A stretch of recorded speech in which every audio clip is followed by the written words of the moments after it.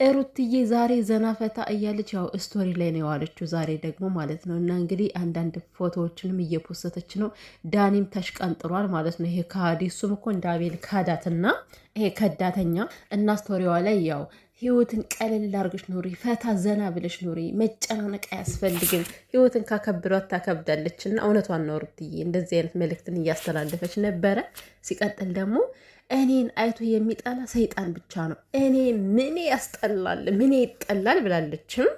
የእኔ ሞዴል ደግሞ አንቺን ምንሽ ይጠላል? እውነትም እኮ ሰይጣን ስለሚያርገፈግፋቸው ነው አንቺን የሚጠሉሽ። በእውነቱ ሰላም ቤተሰብ እንዴት ናችሁልኝ? ሰላማችሁ ብዝት ትርፍ ይበል የኔ ውድ ቤተሰቦች ምርጦችዬ ማለት ነው። እንግዲህ አውሩታና ቲክቶክ ያላችሁ ታዩታላችሁ ብዬ አስባለሁኝ።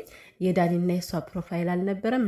መነቀለችው እስከሚበቃው ድረስ ተቀመጠ። ሲበቃ ደግሞ ይበቃልና በነገራችን ላይ እኔ የተረዳሁት ነገር ከሩታ ማለት ነው የሆነ ሰው እስካለ ድረስ ነው። በቃ እስካለ ድረስ ሰላማዊ ትሆናለች።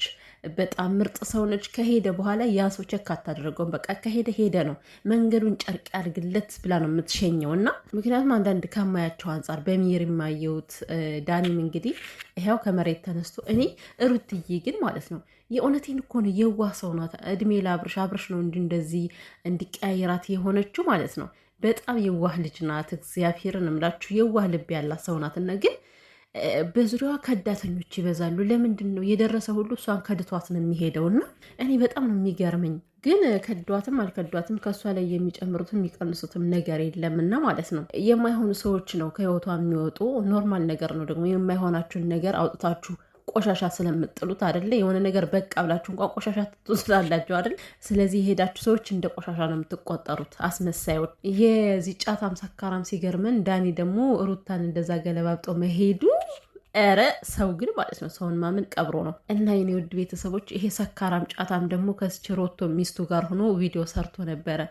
ባለፈው ለካ ሩታን ታረቃት ስትል የነበረው ነገር እኔ ገባኝ። አሁን ለምን እንደሆነ ቁጭ ብዬ እያሰብኩት ነበረና እና ዳኒ በቅድሚያ ማለት ነው ባለፈው በቃ እኔ ከእናንተ ግሩፕ ወጥቻለሁ በተንኮላችሁ አልቀላቀልም ሲል ማለት ነው ሄርሜላ ደስ ብሏት ምን እንዳለ ሰምታችኋል።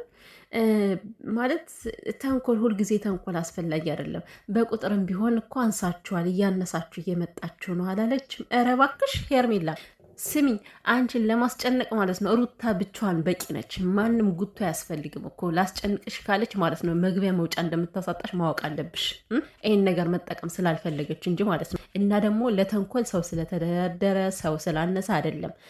የሆነ ለክፋት ግማሽ ቀን በቂ ነው አይደለም? ኧረ ምን ግማሽ ቀንማ ብዙ ነው። 1 ደቂቃ እኮ በቂ ነው ክፋት ለመስራት ማለት ነው። ስለዚህ ከሩታ ጋር ማንም ሰው ባይሆን እንኳን አንቺን ለማስጨነቅ ሩታ በቂ ነች። አነጋገሯ ስለገረመኝ እኮ ነው።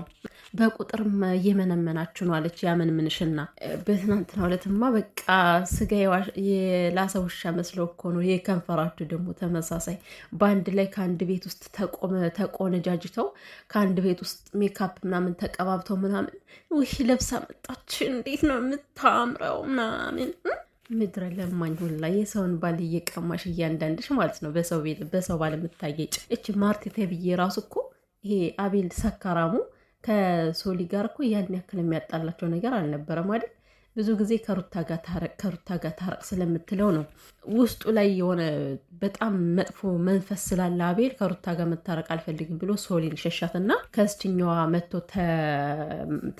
ምንድን ነው ከስችኛዋ መጥቶ ተለጠፈ። ይሄ ተለጣፊ ሄርሜላን ከአብርሽ ጋር አምጥቶ እንደለጠፋት ሁሉ እሱም ሂዶ ከሜሪ ማን ነበረች ስማቸው ነው ይቀላቀልብኛል፣ ከረቷ ሂዶ ተለጠፈ ማለት ነው። እና ውድ ቤተሰቦቼ ሰበርሰ ካላወራባችሁ ዋናው ነገር ይሄ ቪዲዮ ባለፈው ሩታን መታረቅ አለብህ ብላ የሰራችበት መንገድ እኔ ገባኝ። ትናንትና ነው የገባኝ እኮ። አሁን እንደዚህ ዳርዳር ብለው ሩታ ታውቃላችሁ እንኳን አይደለም እኔ እንጃ እንኳን አይደለም ከነሱ ጋር ቪዲዮ ጠርታ ፎቶ ለጥፋ ራሱ በጣም ነው የሚታይላቸዋል ቪዲዮ ሲሰሩ። ስለዚህ በዚህ ሙድ በቃ መጀመሪያ ቻናል እንክፈትና ከዛ በኋላ ሩታን ሄደሽ ይቅርታ ተባባሉ ብለሽ ትጠይቂያታለሽ። ከዛ ቻናል ያድግልሻል ብሎ ተመካክሮ እኮ ነው። ይሄ ውሻ ርኩስ ማለት ነው አቤል ተብዬ። ጥቅሙን ለራስ ጉዳቱን ለሩታ ማለት ነው። አንተ ቆሻሻ እና እመኑኝ ይሄን ነገር ለማድረግ ነው አሁን ይሄ ቻናል የተከፈተው ማለት ነው። አስቡት 10 ሺህ ምናምን ነበር እኔ ጧት አይቼዋለሁ ሰብስክራይቧን እና ማለት ነው። ከዛ በላይ ምናምን አላየውም።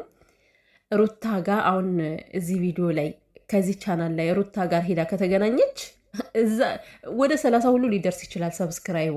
ምክንያቱም ሩታን ያየ ሰው በሙሉ ከዛ ቤት አይቀርም። እና ሩቲ ደግሞ ማድረግ ያለብሽ ማለት ነው እቺ ሮቶ ማርቲ ተብዬ ከጠራችሽ በጭራሽ እቺ ማለት እኮ ሰው አይደለችም። እቺ መሰሪ ራሷ እንደ ሄርሜላን የተካች ባለጌ።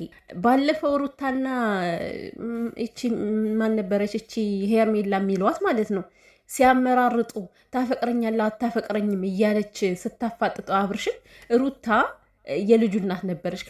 ከዛ ቦታ ላይ የሆነ ይሰማታል ብላ እንኳን አላሰበችም። እሷ ራሱ እያገበገበች ነበረ ማለት ነው። ሩታን የምትጠሪበት አንደበት የለሽም አንቺ ሮቶ። የእውነቴን እኮ ነው። ሩታ ዝም በይ ሁሉ ራሱ እያለች አፏን ስዘጋት ነበረች። ኧረ እንደው ለእናንተ ስንት ምን እንናገር? እግዚአብሔርን ቃላት አሳጣችሁን እኮ እናንተ ክፎች፣ እናንተ አውሬዎች። እና አሁን እያንዳንድሽ ሩታ ትያለሽ። ከዛ ደግሞ ማርቲ በጣም ጥሩ ሰው ናት፣ ከሩታ ጋር እንኳን ልታስታርቀኝ እያሰበች ያለች ሰው ናት። እርቅን ከዛው ቀቅለ ብላ አቤል ተብዬ ማለት ነው። ከሩታ የምትደርስበት ምንም አይነት ምክንያት የለም። የምን እርቅ ነው? የምን እርቅ ነው? ሩታ አብዳለች እንዴ? ሰይጣን ታርቃ ከቤቷ የምታስገባ። እኔ ብታረቅም እንኳን ባለውበት አቋሜ ነው የምቆመው እንጂ የሚቀያየረው ነገር የለም። መጀመሪያ ስትፈልግ እኮ ነው ስትታረቅ ማለት ነው።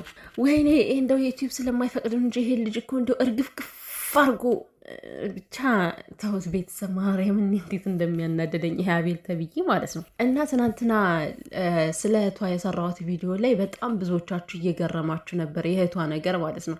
እህቷ የመሬ ነው። ከመጀመሪያው አብርሽና ሩታ ብለው ሲጀምሩ እኮ አሳልፈው የሰጧት ቤተሰቦቿ ናቸው እኮ። እግዚአብሔርን እምላቸው። ኧረ በስመ አብ በጣም ችግር አለባቸው። እኔ ብዙዬን በዚህ አደንቃታለሁ። አብርሃም የፈለገ ነገር ጥፋት እያጠፋ ስንት ነገር እያደረገ፣ እነሱ ግን ማለት ነው ሚዲያ ላይ እህታቸውን አጋልጠው ይሰጣሉ።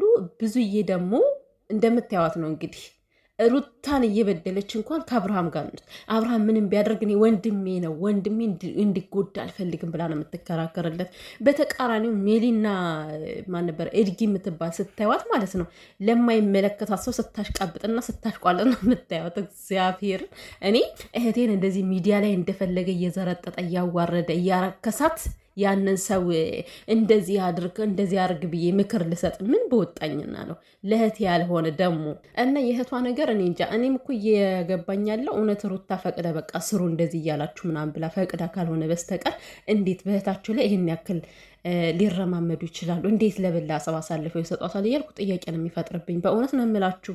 እንዴ በስመ አብ! የማይደረግ ነገር ከእህት የማይጠበቅ ነገር ነው የሚያደርጉት እና ያስጠላል ብቻ።